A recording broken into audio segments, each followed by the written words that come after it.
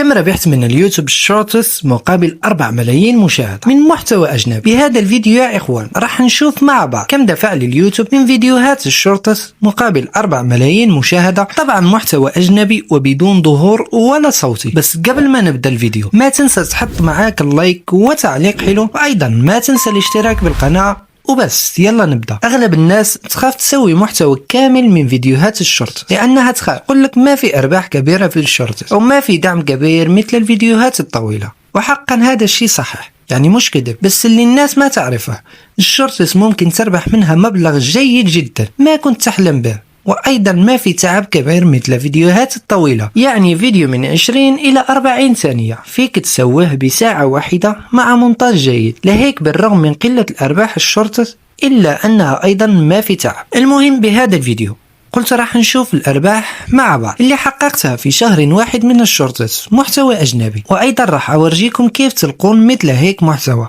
يعني اللي ترند بأمريكا وتستغلون الدول الRPM العالي حتى تكون الأرباح الكبيرة. ويلا نبدأ. بخصوص الأرباح يا أخوان، من خلال 4 ملايين مشاهدة تقريبا حققت ربح مالي مهم جدا، واللي تقريبا $1000 بالشهر الواحد كيف تشوفون الآن. أما بخصوص إيش المحتوى اللي كنت أشتغل عليه، كان محتوى ممثلين مشهورين جدا يقولون قصة طريفة أو لقطة مضحكة من برنامج مشهور، وأنا أجيب اللقطة واشتغل عليها.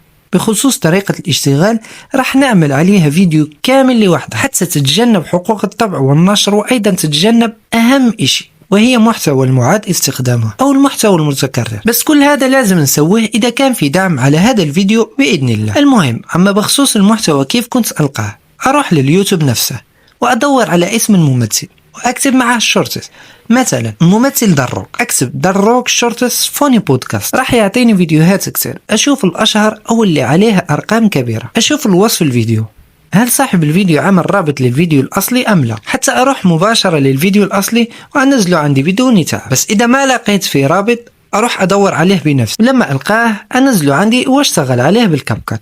وكيف قلنا طريقة الاشتغال راح نعمل عليها فيديو كامل إذا كان في دعم على هذا الفيديو إن شاء الله. وهيك الطريقة يا إخوان مرة سهلة، بس أنا ما أنصحكم بهيك محتوى لأن في محتويات أخرى تحقق أكثر من $3000 شهريا بطرق أسهل بكثير من هاي الطرق اللي أشتغل عليها أنا، مثل هاي القنوات توريك خدع أو مقالب أو أشياء تستفيد منها. يعني مرة مطلوب بأمريكا والدول RPM العالي هيك محتوى. وكيف قلت من قبل، إذا وصل هذا الفيديو ل50 لايك على الأقل راح أورجيكم جميع الأسرار، وأيضا راح أعلمكم كيف تبحثون على هيك محتوى أو كيف تلقون محتوى مرة ترند بأمريكا ودول RPM العالي، وكيف تشتغل عليه وكيف تخلي فيديوهاتك ترند من الأسبوع الأول. يعني كن متأكد راح تستفيد كثير. وبس يا أخوان، وصلنا لنهاية الفيديو الصغير والقصير واللي ورجيتكم فيه أرباح من الشورت الأجنبي، وطبعا فيديو واحد حقق لي هذا، وأيضا شرحت كيف ألقى الفيديوهات اللي أشتغل عليها. ما تنسى اللايك وتعليق